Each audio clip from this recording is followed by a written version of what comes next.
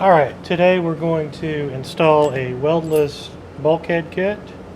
I'm going to install a return up here on the top of my kettle. I've already installed one here and a thermometer, and I've got a side gauge kit. All of these are on our website. The basic tools you'll need are cordless drill.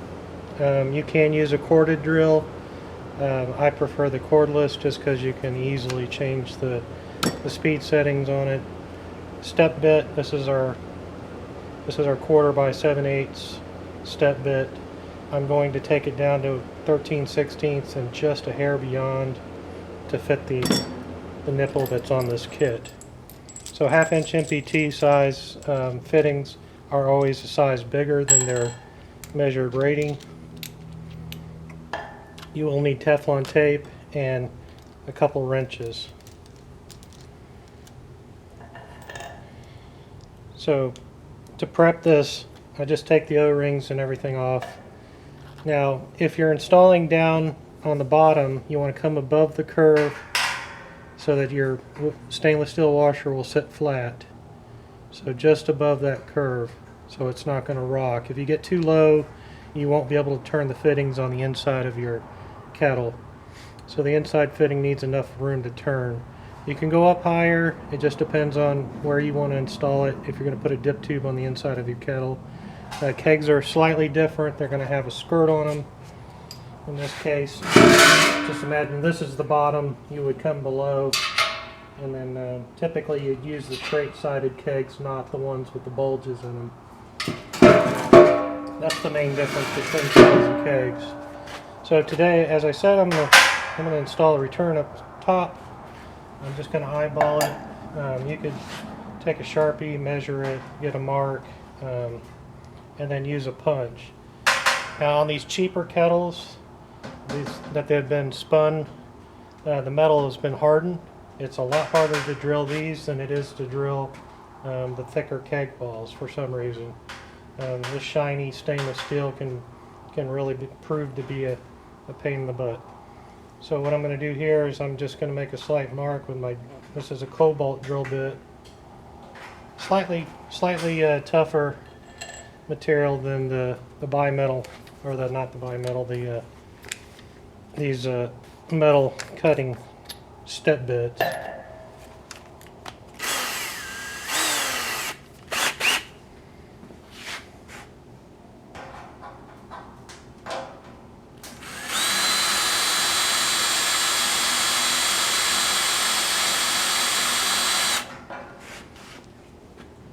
For lubricant, you can use cutting oil, or in my case I usually use Star Sand because I have it on hand. I've got a couple of blocks holding this steady. If you have a helper doing it, helping hold this, it makes it a lot easier.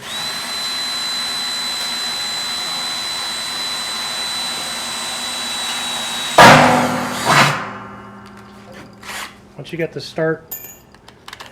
slightly smaller starter hole done, you can put your step bit in. Again, you're going to use lubricant. As the steps get bigger, you get more and more surface area, and the metal will actually work harden because it'll get hot really fast. So you want to put this on your drill on your slower setting, and lots of pressure, and again, lubricate the hole as you go. So doing this one-handed,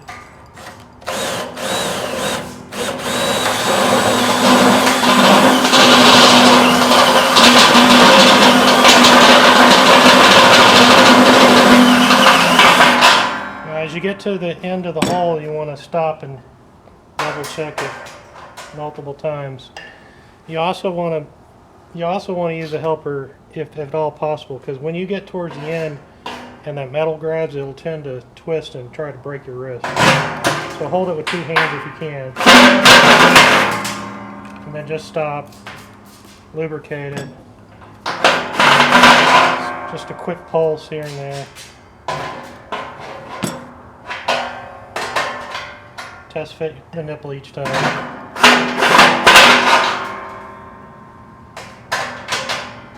Now I've got it where it'll actually start to thread in, and I need to go slightly past that.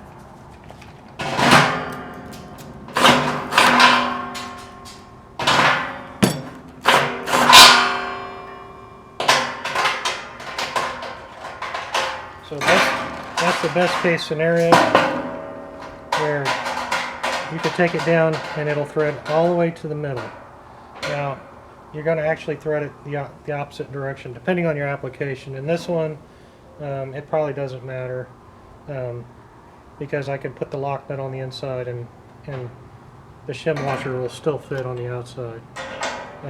It does matter for spacing for your valve, and you can see I barely got this, or this washer's just barely touching this lip.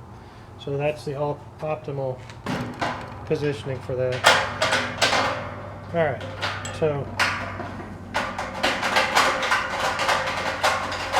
when you drill with step bits in metal, you're always going to end up with a slight burr. So the easiest way to deburr this is with a grinding bit in your drill. I usually will come back behind this direction, and that just a slight round over, and that took almost all of it. I just got a very mild little burr there, and that took almost all of it off. So at this point, you want to sand this lightly with some emery cloth, or some very fine wet dry sandpaper. Don't get too aggressive. You don't want to scratch up the finish on your kettle. Just barely do the edges, get it all nice and shiny. Now, Teflon tape, you can use the gas style, which is yellow, or this, which is just the standard plumbing Teflon tape. When you're looking at the fitting, you want to go clockwise. That's so the Teflon tape does not unravel when you thread it into your fitting. I usually put 4 or 5 wraps of the white tape, and again you're going to flip it over and go clockwise.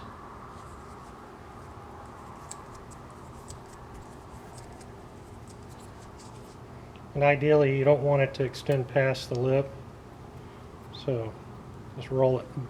If you get a little bit past that thread, just roll it back across. You're going to put your O-ring on there.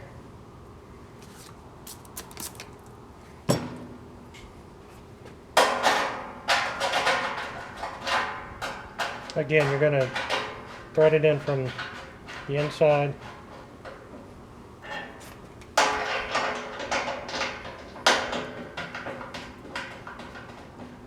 Install your lock nut and get it hand tight.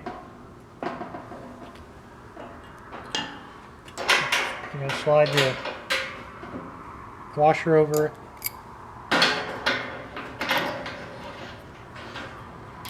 And then get this just hand tight, and get your handle where you want it. If you want it straight up and down, you can put it that way. I like to put them to the side to keep them out of the way, so when I'm doing it, they come up. That's a preference thing, however you want to do it.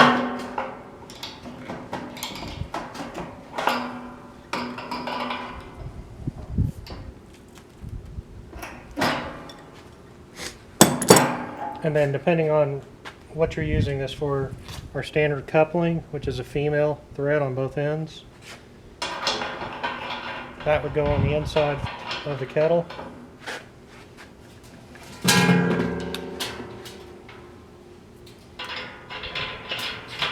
Optionally, you could put, in this case I'll probably put a 90 and then put a barb, because that's going to have a silicone hose as a return.